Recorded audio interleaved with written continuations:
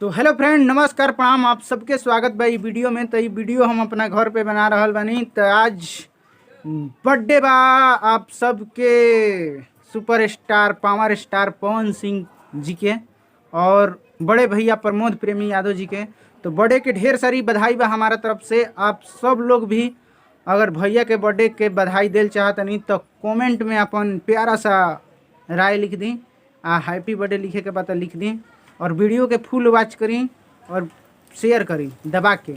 और Facebook page पर देख रहा बनी तो फेसबुक पेज के फॉलो कर दी और यूट्यूब चैनल पर देख रहा बनी तो यूट्यूब चैनल के सब्सक्राइब कर दी। घंटावा दबावल ना भूलम, कैसे कि घंटवे मेन दबा के अलाउ कर दी। कैसे कि घंटवे मेन बा। अगर कोनो भी अपडेट अगर हमारे यूट्यूब से देखल चाहतनी तो सबसे पहले अगर घंटा दबा के अलाउ करम तो पहुँची। तो आप सब लोग अलाउ कर दी सब्सक्राइब करके। और आज आप सबके सुपरस्टार पवन सिंह और प्रमोद प्रेमी यादव जी का जन्मदिन बा। तो आप लोग अपन पावर स्टार के लिए बधाई दीजिए और प्रमोद प्रेमी यादव के लिए और हमारे आरा के दोनों बादशाह, आरा जिला के आन बान शान हैं।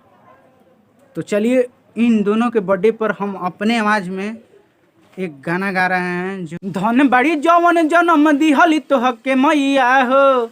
अरे धन बड़ी जौवन जन्म दिहली तोह के मैया हो। हमारो तरफ से बा जन्मदिन के बधैया हो। हैप्पी बर्थडे बाटे सुन पवन भैया हो। अरे धन बड़ी जन्म जौवन दिहली तोह के मैया हो। अरे धन बड़ी जन्म तोह के दिहली जवन मैया हो। हैप्पी बर्थडे बाटे प्रमोद सुन भैया हो। जन्मदिन के बा ढेर सारा बधैया हो। दोनों मिल के यही तरी भोजपुरी के गवैया हो। अरे दोनों हवा भोजपुरी के गवैया हो। जन्मदिन के बाटे ढेर सारा बधैया हो। जन्मदिन के बा बहुते बधैया हो। तो नमस्कार, प्रणाम। आशा नहीं पूरा विश्वास है कि यह वीडियो अच्छा लगा होगा। तो आप सबको हाथ जोड़ के रिक्वेस्ट बा चैनलवा के सब्सक्राइब कर दीजिए। आप फेसबुक पेज पर देख रहा बनी तब पेजवा के फॉलो कर दीजिए। भोजपुरी के देले बानी अलगे पहचान जी। रउआ जैसन नेक कौनो नइखे इंसान जी।